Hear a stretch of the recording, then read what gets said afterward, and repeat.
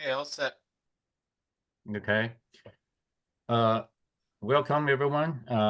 This is the Transformative Vertical Flight Working Group Public Service section. This is meeting number 92. Today is Thursday, November 21st, 2024. Today we have a very special invited guest speaker, Mr. Youngsu Yi. He is the overseas business development team manager at SkyDrive. Um, SkyDrive is a company based in Japan, and so we appreciate Mr. Yi staying so late. This is 1 a.m. in the morning in Tokyo, so we really appreciate the dedication of Mr. Yi. Just briefly introduce our speaker. He's going to talk about the concept of the airplane, some key use cases they're focusing on, and the business model. Mr. Yi's career began with a company in Toray Group, where he spent over 17 years dedicated to expanding overseas business operations. During this period, he developed expertise in international markets, built a network of valuable connections, and led initiatives that significantly contributed to the company's global expansion. In 2023, he joined the SkyDrive Inc., a pioneering company in the advanced air mobility industry. As an overseas business development manager, Mr. Yi is responsible for bridging operations between the US and Japan to accelerate the growth in the AM industry. His role involves building strategic cross-border relationship to promote collaborations and drive innovation in this dynamic field. Now, it is my pleasure to let Mr. Yu take over. I'm going to stop sharing my screen. Mr. Yi, the floor is yours. Okay, thank you. Thank you, Johnny. Thank you for all arrangement. And then thank you for introducing me to everyone. And thank you for everyone joining in very early morning. And it's an honor to present SkyDrive to all of our members here. And my name is Youngsu, and I'm working as overseas business development manager at SkyDrive, and it has been around 2 years in SkyDrive.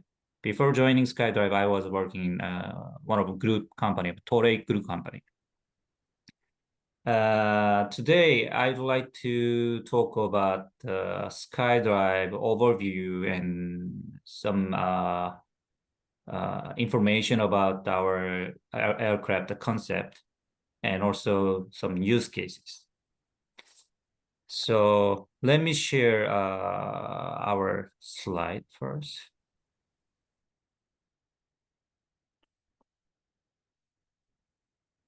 Can you see it?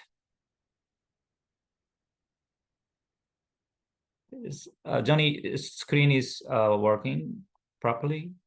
Yes, we can see it. Okay, so let me start my presentation. Before we go into details, let me start with the short video. But unfortunately, I don't know why. Unfortunately, there is no sound, but only you can see the movie without sound. Anyway, let me show short video first.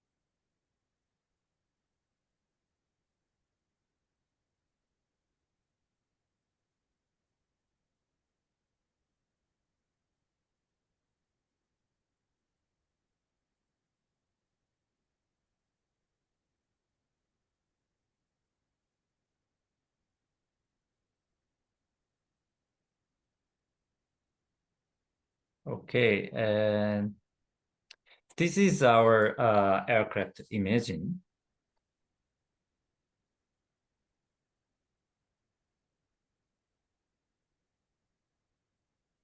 And now let's move into details of SkyDrive. SkyDrive CEO is Tomohiro Fukuzawa. Before he's founder and CEO of SkyDrive. Before founding SkyDrive, he worked at Toyota Motor. And SkyDrive established in 2018. And SkyDrive, we have a head office and R&D base, Toyota City, which is a well-known city in Japan as automotive and aviation industry. And we have several offices in Japan. And we have two subsidiaries. First one is Skyworks, which is specialized on manufacturing. And the other one is SkyDrive America. And we have employed around 300 as of today. And total fundraising is 35 billion yen. It is approximately 250 million US dollars.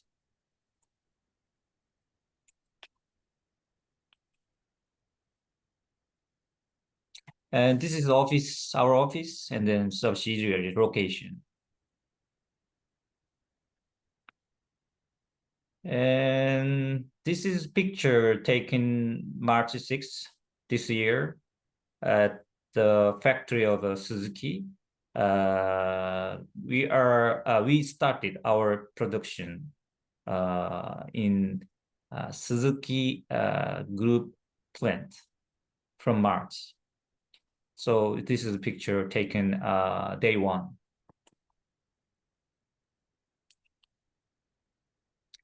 And this is the R&D base and a picture of our Nagoya head office. We have office in Nagoya Airport where hundreds of engineers are working together on a single floor. And this is our key introduction of key members. Most of them have background of aviation and automotive industry.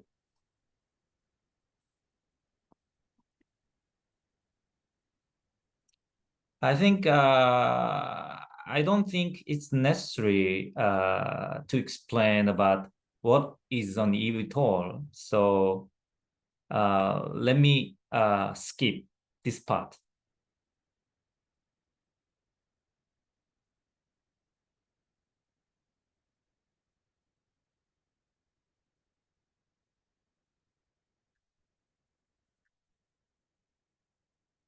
So now let me explain more detail about our eVTOL business development.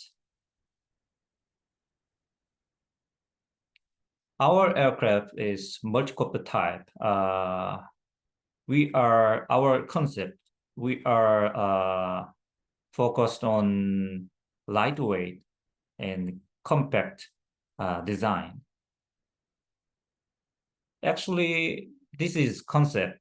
This is idea of Suzuki Motors. They are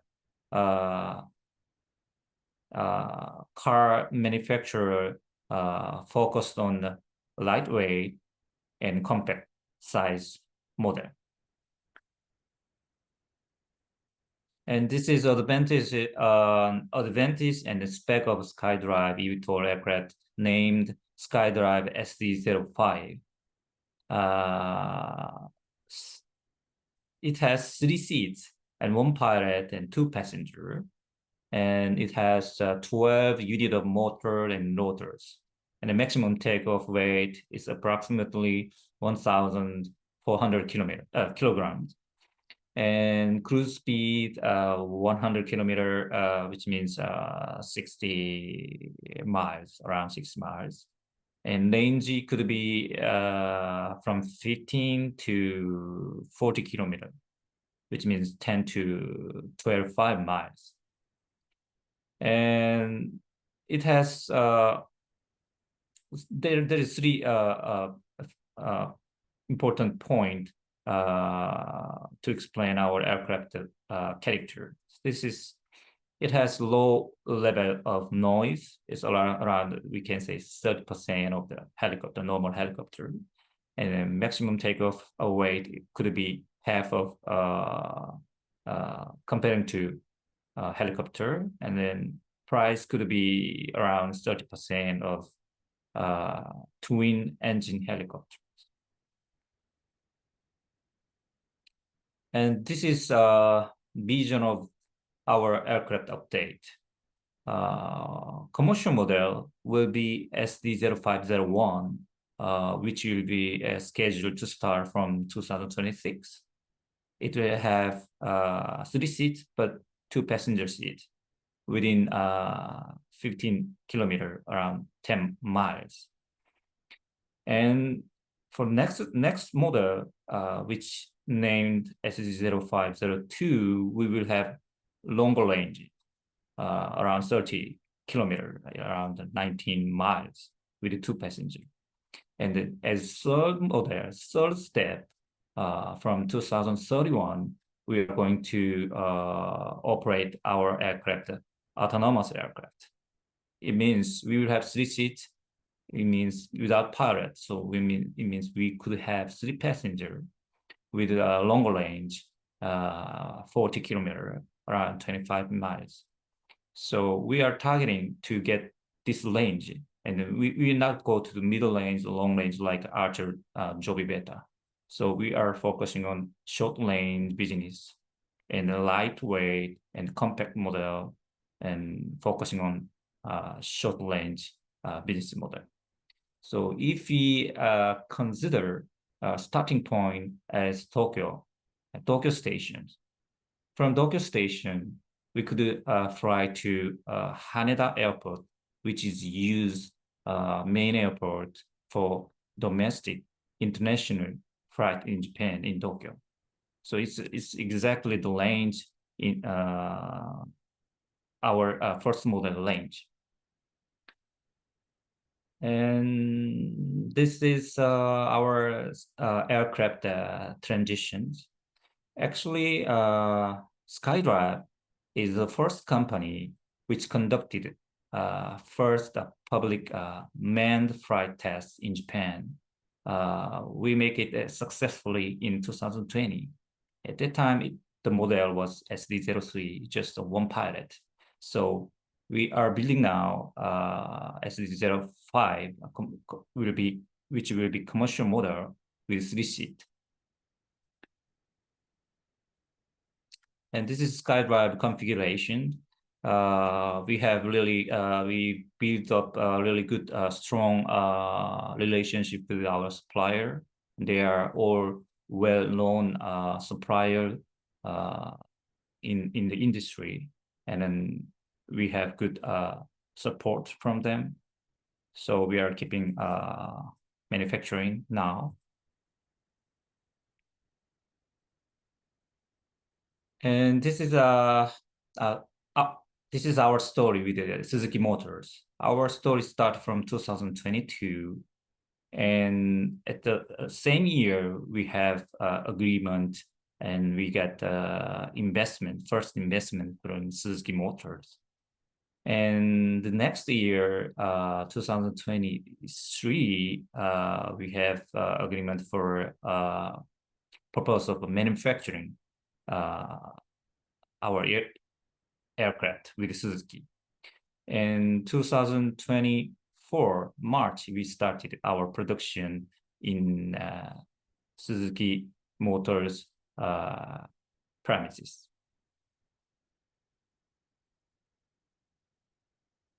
Go to next. And this is our development progress in TC. So we are simultaneously working on TC in both Japan, JCAB, and FAA together.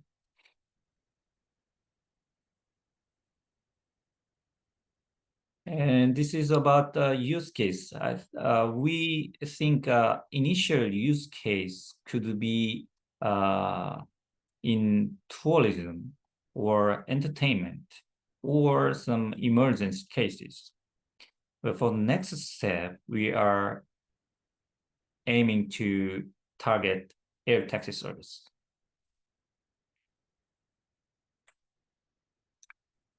This is our record for pre-order. We have 263 pre-order from 4 different countries.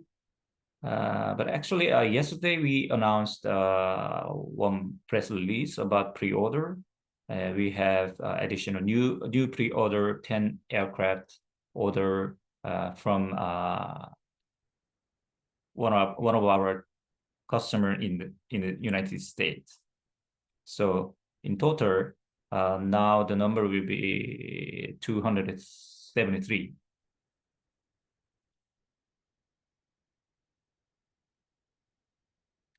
And we are scheduled to present our aircraft at Osaka Expo next year. So it will be really a big event, big milestone for us.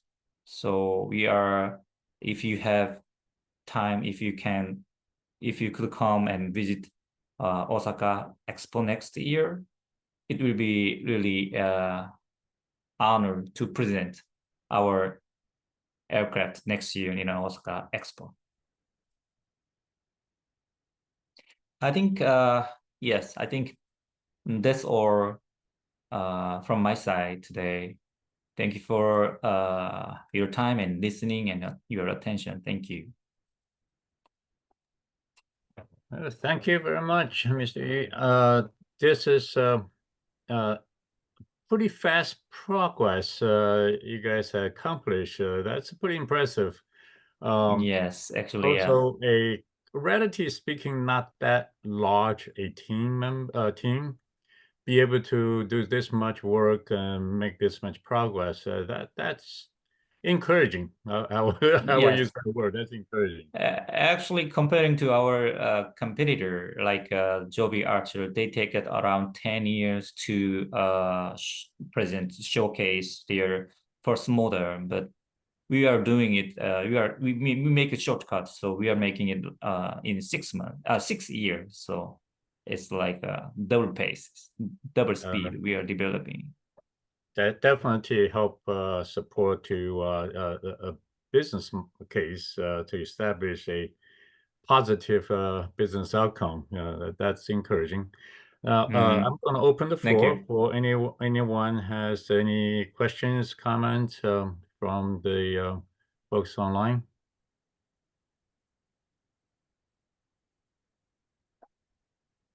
While folks are oh, there you go. Well, how you doing, Johnny? It's Don Birchoff. Hey. Far away.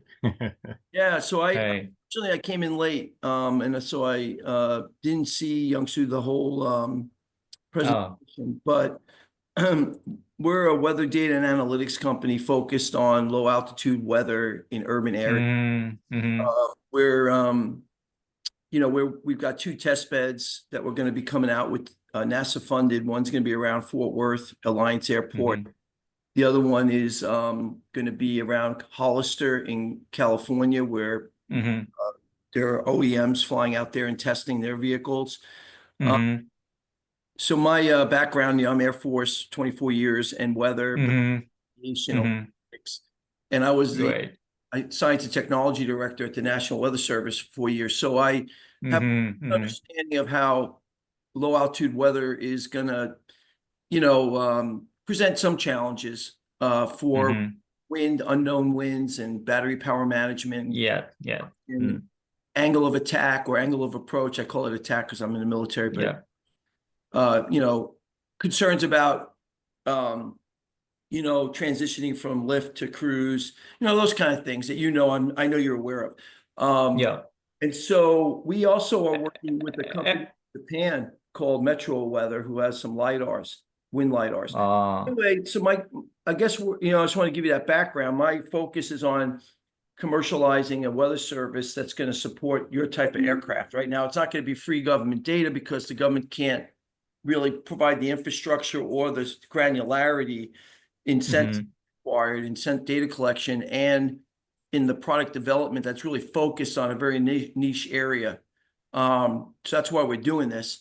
But I'm just curious to get your feedback on, what you're seeing in terms of, the weather challenges and how I understand your system is going to be really good at being safe and, probably can handle a lot. But the question always becomes uncertainty, right? And it's all around the planning of, how much weight you can carry.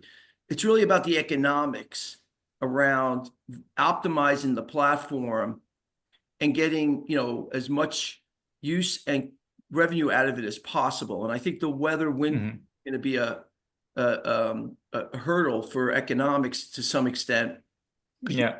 So I'm curious to get your thoughts on that and what I've really commented on, and what I'm just curious to hear what you have to say about it.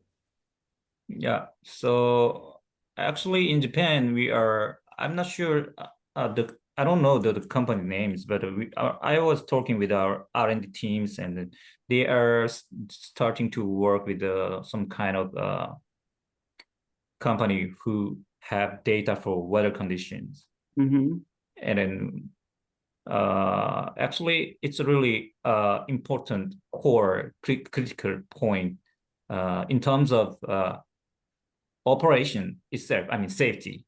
And the second point, as you mentioned, it's important for also economics. So basically, when we are choosing use case and when we are considering some place, also is a key point, weather conditions, about weather conditions. And then next step, we should go deeply with some technical data companies. So definitely it could be, we need some kind of partnership with that kind of company. So I don't know details, but it could be our, how can I say, one of the ecosystems. Yeah, and it is really important because most of competitors, they are starting from some area which have good weather condition and predictable area. That is the reason why they are starting from that area, because it has big impact on economics. Yeah, I agree. And what I'll offer for you is that there's weather companies that are just going to try to use what they have and try to polish it up a little bit. There's a lot of discussion about machine learning and weather. Well, the challenge is not a lot. We have a lack of data, so you can't really improve the models that we have without better data. So if the solutions that you guys are looking at with these weather companies do not encompass better ground-based surveillance of weather data to collect and get into their models, then it's probably not going to meet the need. I'm just, I'll inform you on that. And the other thing is that when you talk about trying to fly in urban areas, it's the weather data that we're going to collect has to get into some kind of computational fluid dynamics model, atmospheric coupled model. Otherwise, you won't be able to understand how those winds are going to, be impactful on the downwind side of a building, and also around your areas where you might have closed infrastructure, closed in for landing around buildings. So again, we're more than happy to talk to your folks about this, but like I said, we are working with a company in Japan called Metro Weather. Metro Weather. Yes, and they have the LiDAR. They have the LiDAR that we're working with them. So we're integrating. They bring the hardware and the LiDAR and the data from Mhm. one LiDAR, but then we bring in all the other pieces. And Mhm. working with NASA, we have 5 NASA grants right now, and NASA recognizes this is a tough problem. Great. So as you come Mhm. into the US, you know, and Mhm. think about your customer base, we'd be more than happy to talk more about how we can help you, Mhm. you know, become, Great. have Yeah, a understand. good Yeah. story. Yeah. Sounds good. Understand. Thank you. Yeah. Yeah, thank I you. think I think we have, I mean, our R&D team also have some contact with not only Japanese company. I think they have some contact, and they started some talk with the weather technology company in Europe and in United States. But I don't know details, but it could Sure. be possible they started to talk already. But anyway, it's obviously it's really good, important, critically important point, core issues to consider our operating feasibility and then commercial feasibility.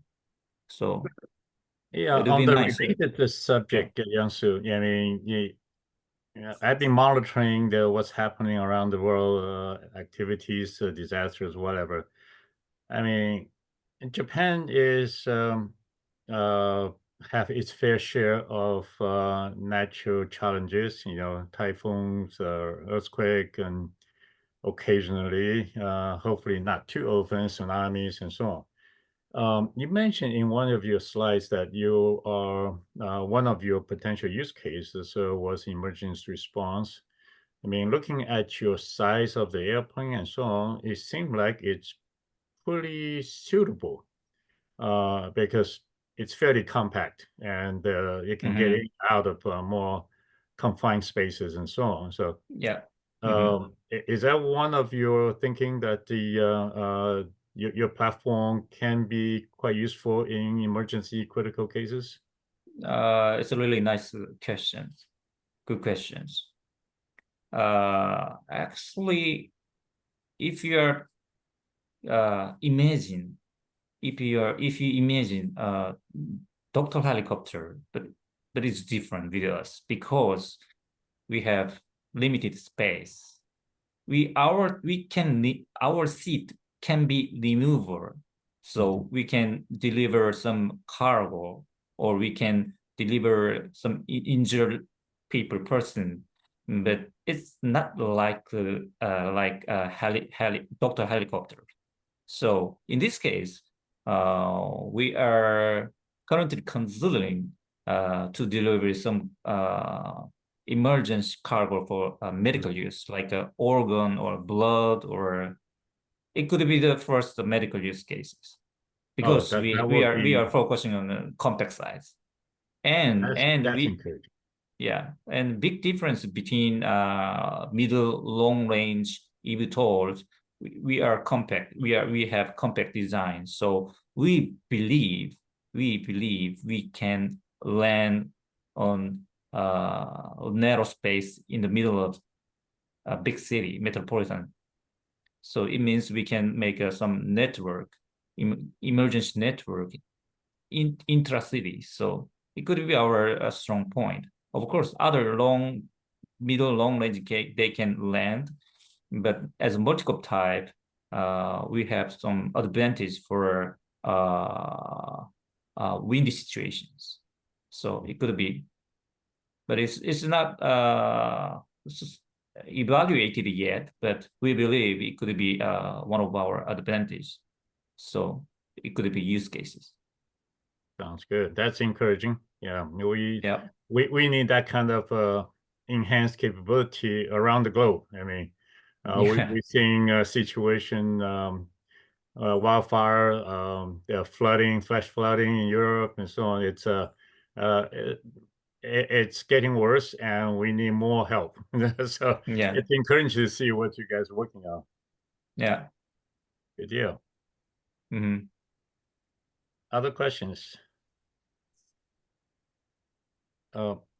I do have another question for you. Okay. You mentioned that you guys are working on both the with the FAA and the Japanese certification. Yeah. Japan Civil TACAF, Aviation. yeah. Mm. From your perspective, are JetCap somewhat synchronized with with the FAA and European certification standards? In the past, JetCap, to my knowledge, has like the Part 23, 20, 25, 27 certification pretty much in line with the FAA standards and requirements. But eVTOL seems to be, because it's so new, everybody's developing the standards and requirements and cert bases and so on. To your knowledge, so far from your experience, are those two entities more or less in sync, more or less following the same direction, the same path? It's also a nice, good questions. Actually, I think it's same. I mean, FAA, EASA or JCAB, JCAP, they have also same situation because it's a totally new industry and a new class of aircraft. So as SAFA, as FAA announced the guideline for eVTOL, they are still, of course, they are studying and they are developing regulations and ideas. But in Japan, also same. But the problem is JCAB do not have much experience for traditional aircraft. The FAA, of course, they have plenty of experience and they are ready to make a regulation. But JCAB is still lack of manpower and lack of knowledge. So it's worse to work with the JCAB, with the FAA. It's worse to learn more from America side. So we are working with JCAB first, and then they are kind of champion window to talk with the FAA. So we are doing at the same time. That seemed logical approach. That sounds encouraging, actually. That's good. Mm-hmm. Yeah. And actually, SkyDrive is funded by government also. So it's important to keep good relationship with the government side also. Absolutely. Absolutely. Yeah. Yeah. All right. Yeah. We hope we could get TC 26 in Japan and then 27 FAA. We hope to get TC. Super. Yeah. Good deal. Anybody else has any thoughts, comments? If not, I am, because it's way late in Japan. So if everybody's in agreement, we thank you, Mr. Yi, for excellent presentation and the information. We have a lot to think about. We learned a lot from your presentation, and thank you so much staying so late to talk to us. You're welcome. Thank you, Johnny. Okay.